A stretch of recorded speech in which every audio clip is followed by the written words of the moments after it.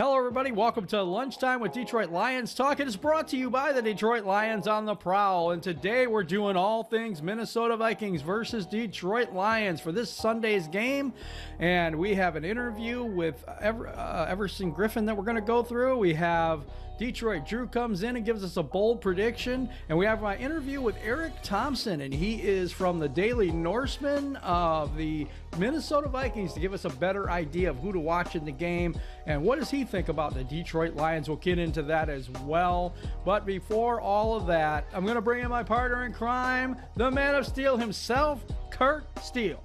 What up, though? Hey, welcome to the show. We appreciate you coming in and checking us out.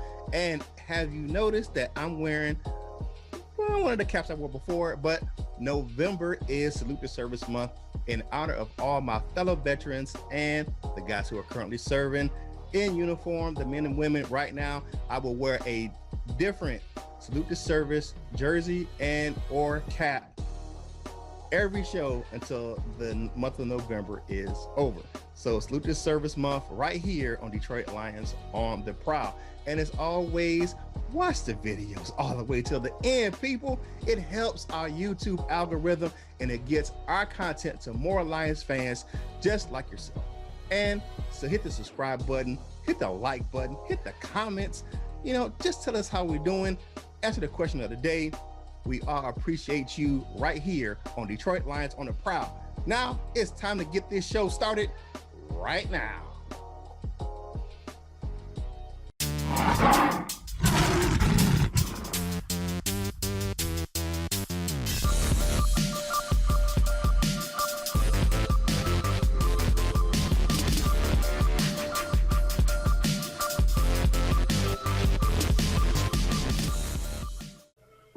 Hey everybody, welcome back to the show. Welcome back. I like my old TV show. Welcome back, Carter, baby. I would sing it for you, but I don't want you to leave. Anyway.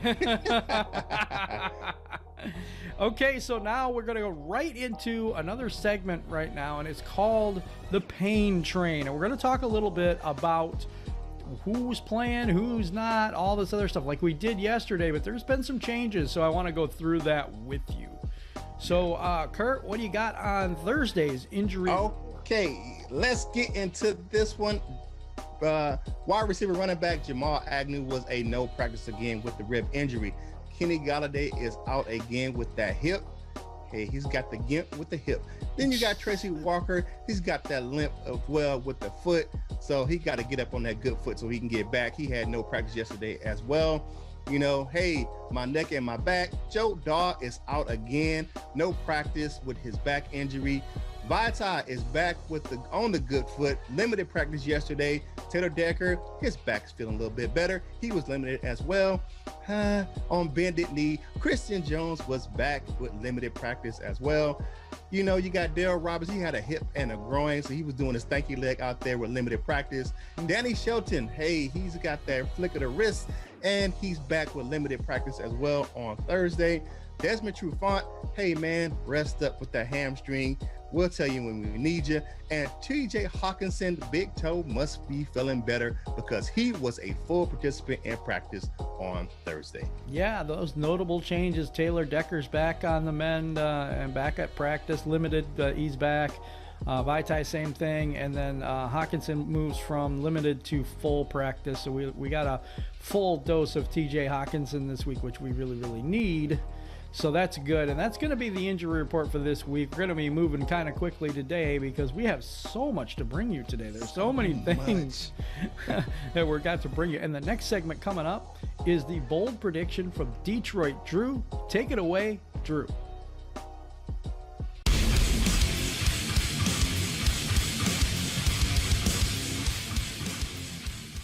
Hey peeps, how's it going? It's your boy Detroit Drew here with my bold prediction between the matchup between the Minnesota Vikings and the Detroit Lions. Now, there's been a lot of news about this one, and really want to pick my poison about what I want to joke about. Like, will anyone play?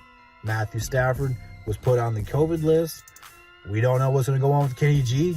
Pay the man, I'll tell you that much. But yeah, we're pretty banged up. We got a lot of things going on with Rona. But the one positive thing we got going on is Everson Griffin. He will make his season debut with the Detroit Lions against one of his former teams, the Minnesota Vikings. And boy, oh boy, is it going to be good. Mike Zimmer talking about him just being a good player. EG took offense to that and lashed out. And he said he's going to show him he's a great player. So my bold prediction for this week is that EG is going to get 2. Count them. Don't stop counting. Count them. 2 sacks on Kirk Cousins. It's going to be a good one. Lions are going to lose, but EG should have a good game. Guys, back to you. Hey, welcome back to the show. And as always, it's time to get to those comment cards, the replies to yesterday's question of the day. Jim, take it away. All right, I love this section because we get to interact with you, the fans, and the people that rock with us. So Steve-O says, I think some of Prater's problems could be with the new holder, Jack Fox. I hadn't thought of that. It's the only difference in the equation, and he's been solid for years. Maybe it's his edge. His leg has been strong. He just keeps pulling them. Wow. I wonder what the Fox says about this. What the Fox says? I don't know about that one, man. I don't know. That's a really interesting. It's an interesting point. That is a good point. I hadn't really thought about it. You know, the change in holder, and that could be a difference. So, and he's been used to Sam Martin for all those years, and they were pretty close. So it may be one of those things where he hasn't gotten that continuity with Jack Fox yet. Right. That's what I think too. And it's possible. I know we've had a bad couple of snaps. Maybe it was the bad hold on those snaps that we were actually seeing. Because Jack Fox was just an excellent point. Yeah, Jack Fox has to get used to catching those fastballs from the mule as well. So it may be an issue with, you know, the whole battery. The battery, that new piece in the battery, Fox, may be having to get used to catching the snaps from Muehlbach, and then Prater has to get used to Fox holding for him. So that's a key cog in that wheel. Hey, thanks, Steve-O. I appreciate that one. Next up, General View.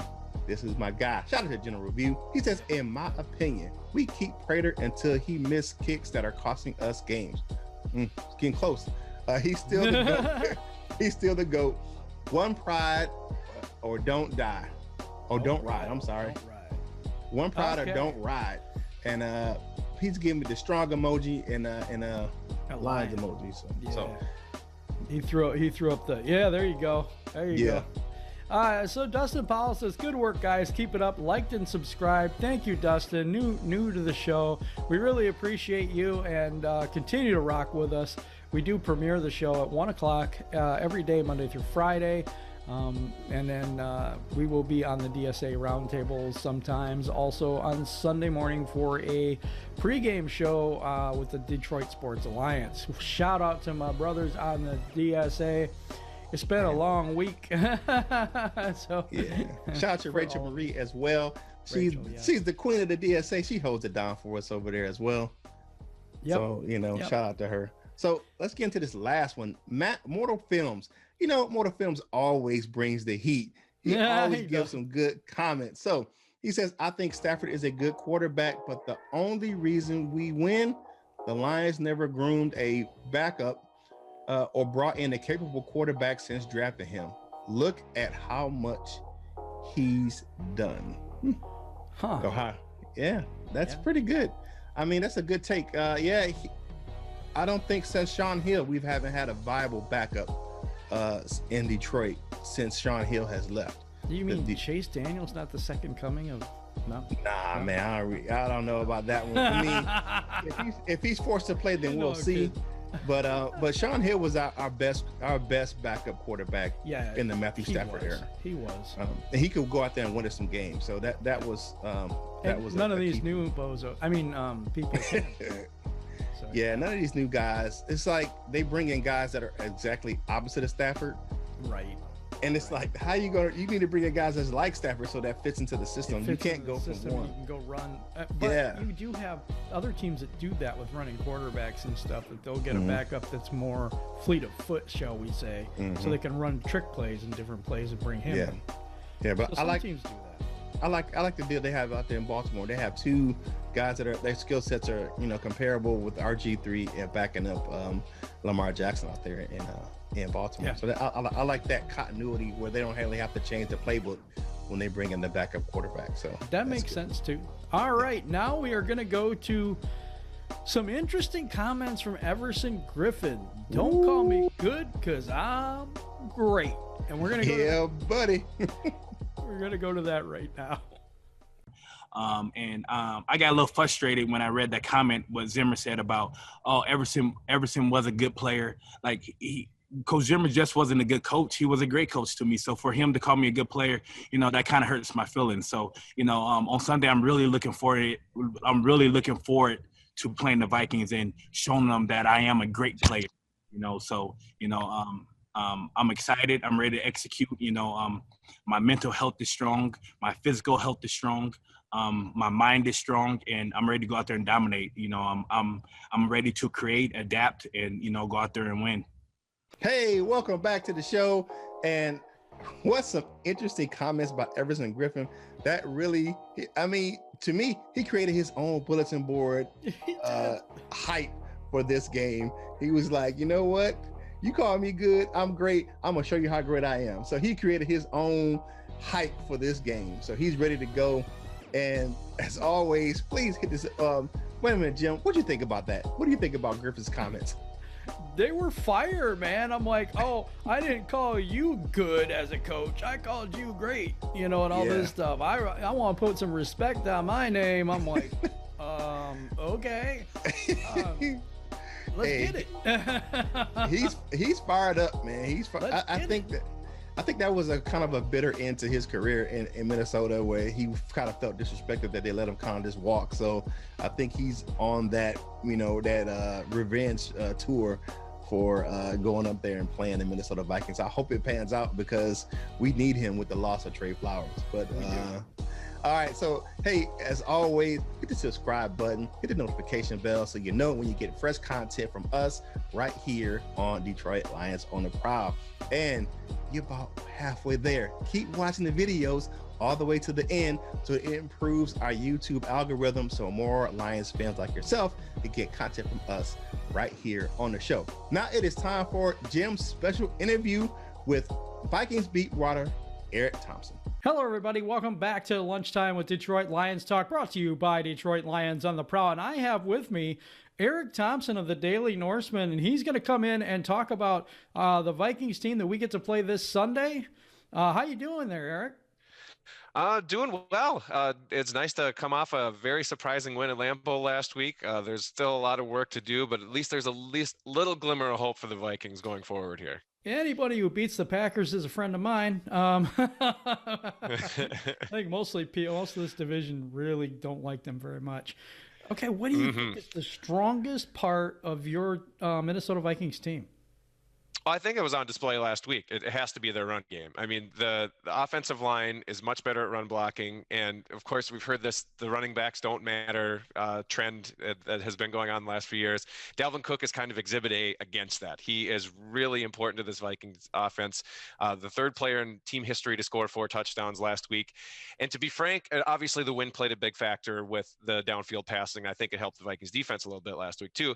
But the run game, establishing the run that the Vikings do, and they make no qualms about being a run-first team. It kind of limits the damage that Kirk Cousins can do to this offense because he's had a couple real clunkers this season. And again, he only had to pass the ball 14 times. He averaged something crazy like 11 yards per attempt, but only less than 2 air yards per attempt. So sadly, that's kind of the perfect game for the Vikings, but it really helps the team, and the best way that help this defense that's been struggling and beat up is keeping that offense on the field and sustaining drives. And the best way to do that is with their run game. The Lions have been better at stopping the run until last week, but they have been generally pretty good at stopping the run. They held that kid from Jacksonville to 29 yards in that game. So we're going to have a nice little game within the game right there, offensive defensive line. I think I do think you're going to be able to run against us. That is my biggest concern right now is Dalvin Cook. It's my biggest concern on your whole team right now. Yeah, as he should be. I mean, he really makes that offense go. He does. Name some of the key players on offense and defense that the Lions fans should be aware of that maybe they don't know about, or there's people that we just don't know that you know better than we do. Sure. I mean, everyone knows Adam Thielen, Dalvin Cook. Those are the main two weapons. Justin Jefferson has really, I mean, he has exceeded just about every expectation. I mean, he has been outstanding. I mean, the knock on him was he looked like he might only be a slot wide receiver in the NFL.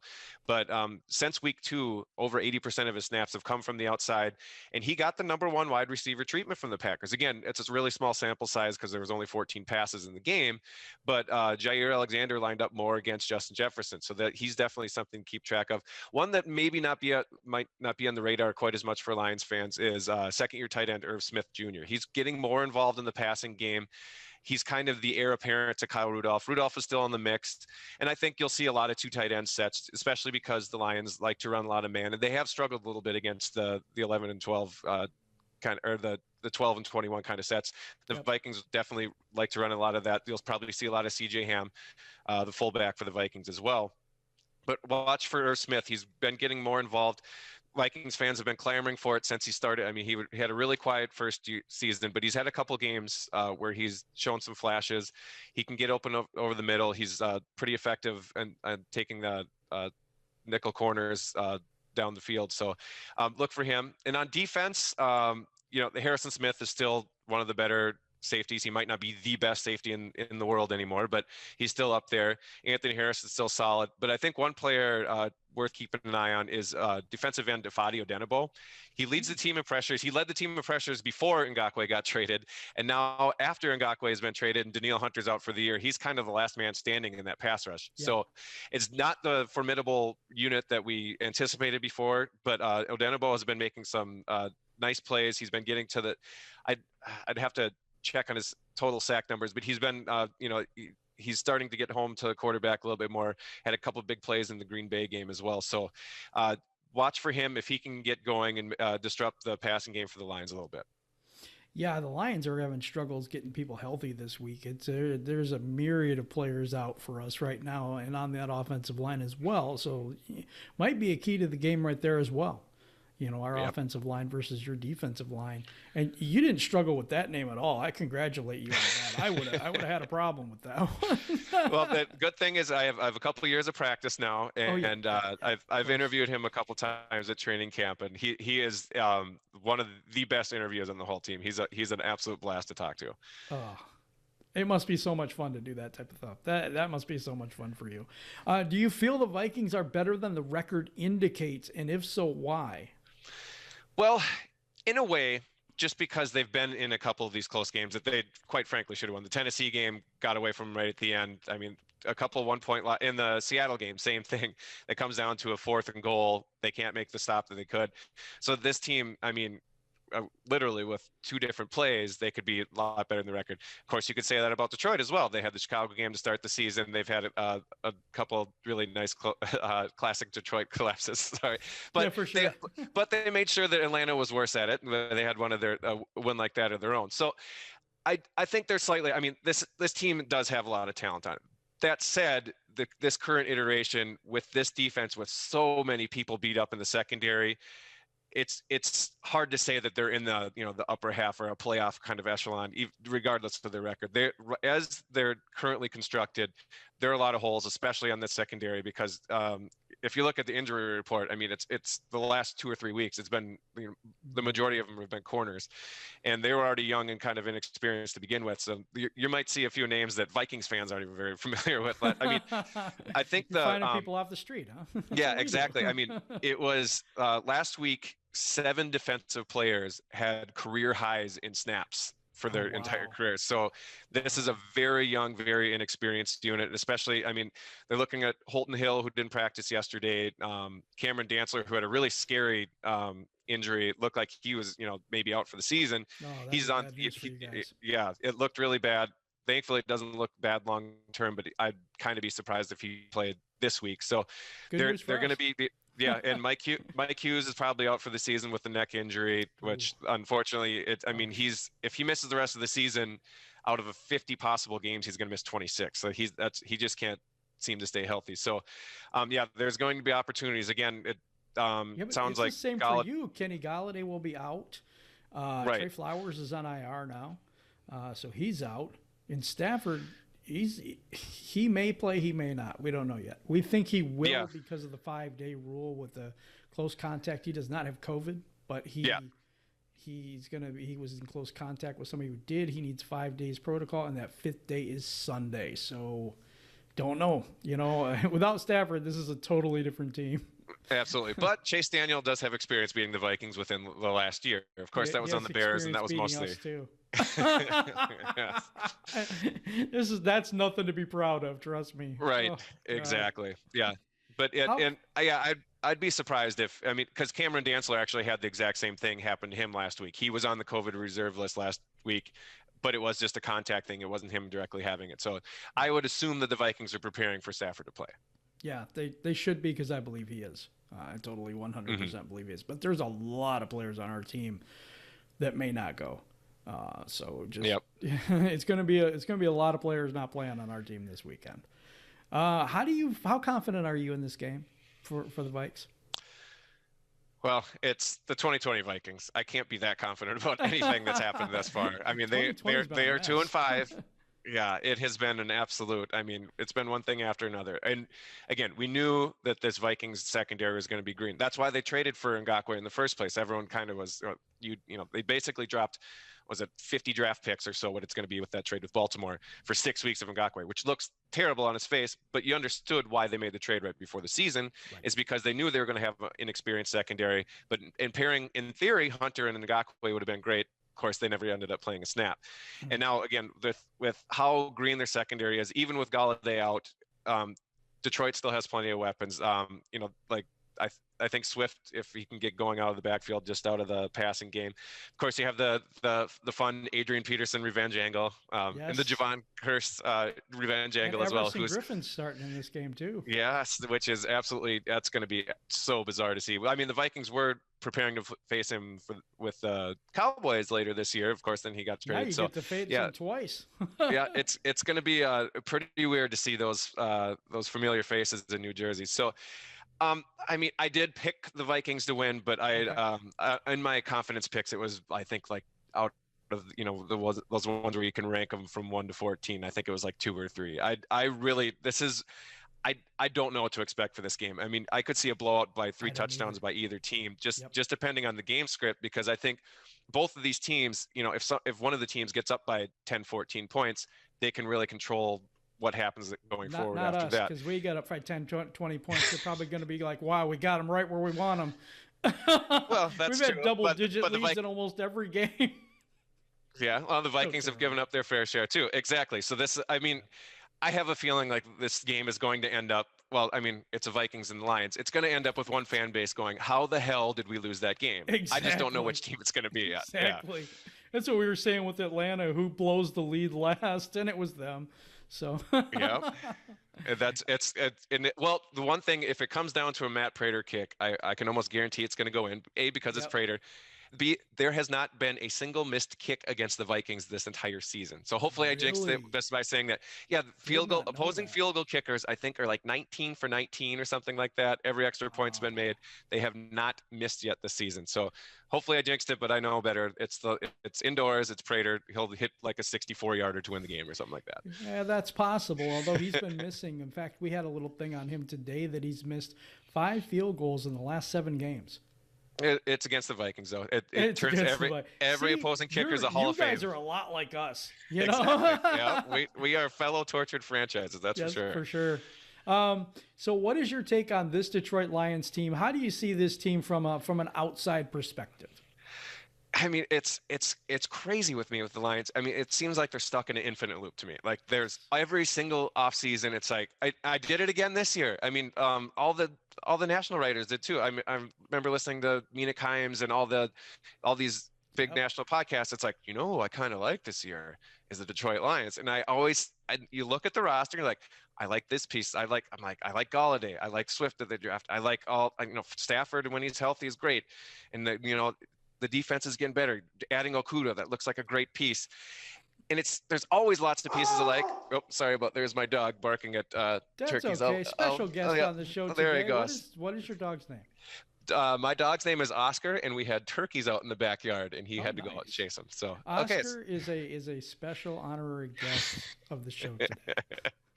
So, but yeah, I mean, every time that the Vikings are out, it seems like they're ready, or the Lions are out there. Like, it seems like they're ready to take that next step, and then they go 7-9, and it seems like they're on that same infinite loop again. It seems like they're going to be there. And again, I'm guessing you share the sentiment. I'm not the biggest fan of Matt Patricia, the head coach, thus far. I think the defense, he should have this defense playing better, especially being a defensive head coach coming from that New England system. So I don't see why he would be great here. Right. It just seems like he might not be the greatest fit. But again, this team can beat people. On the hot seat at all? Oh yeah, I think that last week's win really helped. I think that was it put the pitchforks away, just because it was such a master class. Yeah, I mean, it really, like, the coaching job, again, with 7 players on defense playing careers high in snaps, and most of these guys are rookie, second-year guys, and holding the Packers the way they did. Again, a lot of it was the offense controlling the ball, but I mean, coming up with big plays when they needed it and stopping the Packers on a couple of crucial fourth downs, just holding that team that had been scoring kind of at will every game except for that Buccaneers game to 22 points is pretty incredible. So I thought that was a really good coaching job by Zimmer. And again, it's been kind of inconsistent though, because there's been other games where you're scratching your head like, how is this team allowing? I mean, that Falcons game, it was just baffling, the way that the Vikings just got dominated on both sides of the ball. So yeah, he's definitely going to have to put together a few more wins to keep that seat a little less warm. It sounds like he has the confidence of ownership. It sounds like Spielman, you don't make that Ngakoue trade if you're Rick Spielman, if you don't have confidence going forward in your job security, because it, makes the current team worse. But I understand why people are kind of getting a little sick of Zimmer. I'm personally not one of those. I think Zimmer overall is a really good head coach, has had a lot of bad luck basically over his tenure. Still a really good defensive mind. It makes you nervous how much he's kind of shuffled through offense coordinators throughout his career. But yeah, I mean, if the Vikings finish, 3-13, 4-12, even 5-11, it's going to be, kind of hard to justify his job going forward, even though he just got the extension before the season. Yeah, and think about this: we were 3-12-1 last year, 6-10 when he first took over. But yet, if he makes the playoffs or gets near the playoffs, he's going to be safe. Right. We do things totally different here in Detroit. Okay, I'll get you out on this. What is your game prediction for the game this Sunday, Detroit Lions versus Minnesota Vikings? Again, I picked the Vikings in my official pick, so I'll stick with that. I'll say 28-24, but again, it could be 20 points for either team, either way.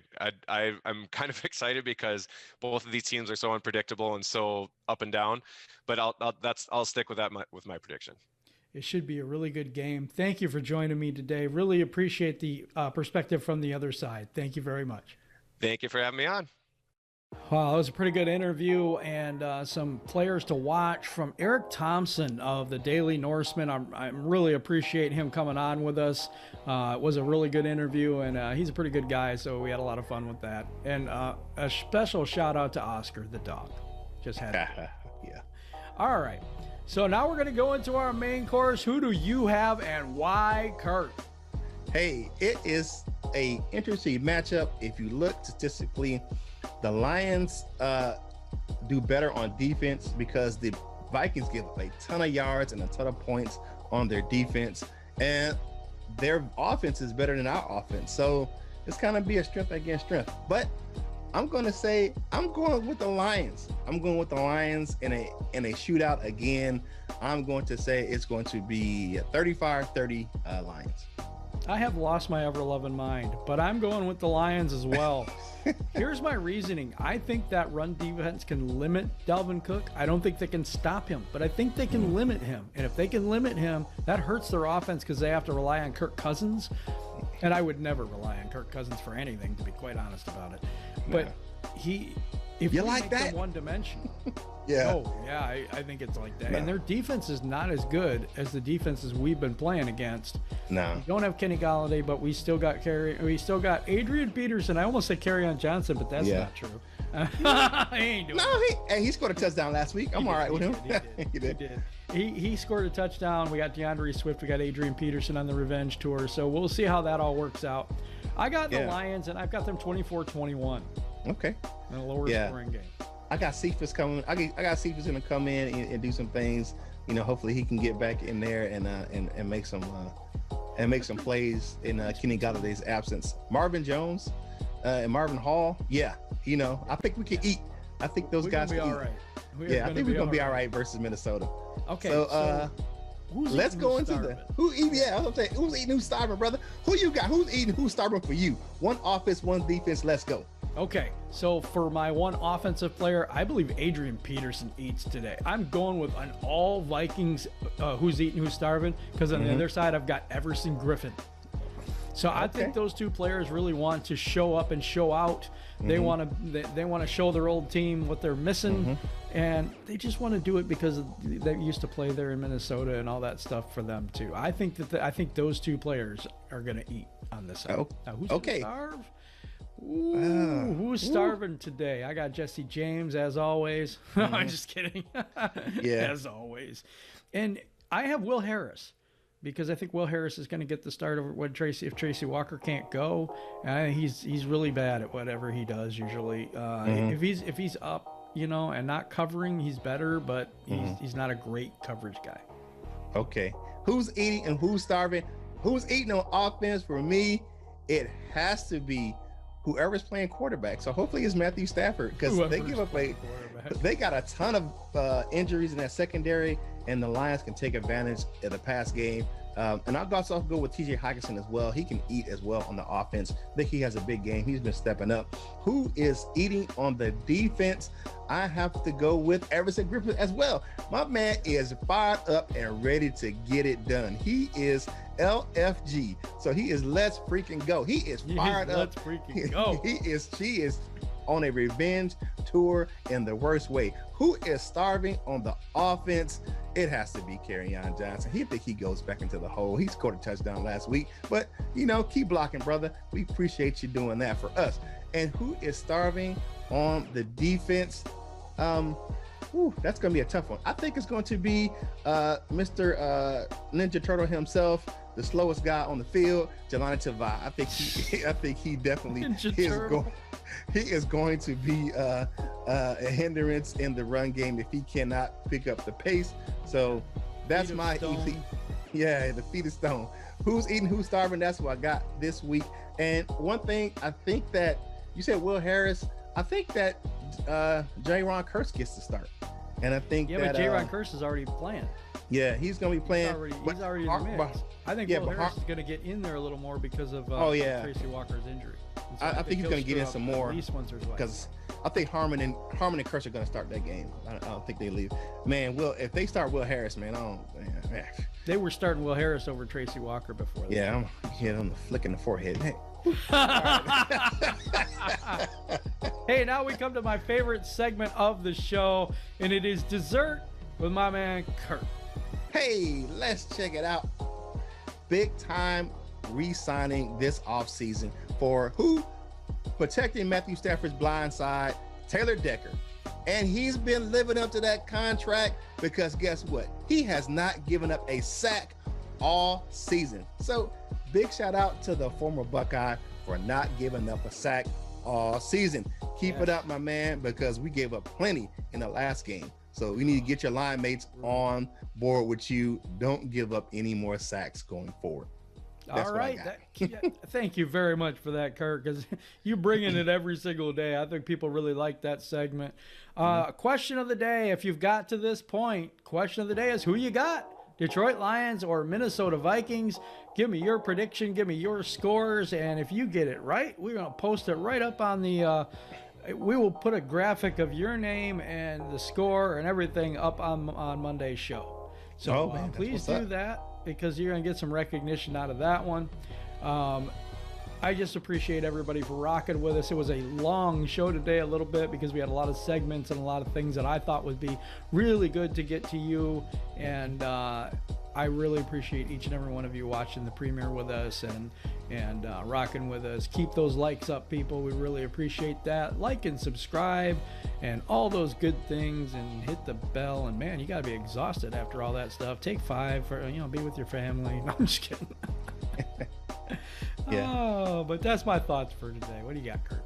Hey, like I said before the show started, November is Salute to Service month in the NFL. So in honor of that, I'll be rocking a different Salute to Service items. So you'll have some repeats until the end of November. So you'll have some repeat hats, you'll see some repeat jerseys, but it's all in honor of my brothers and sisters in uniform. If you don't know, I served 26 years in the Army. I'm a retired Sergeant First Class.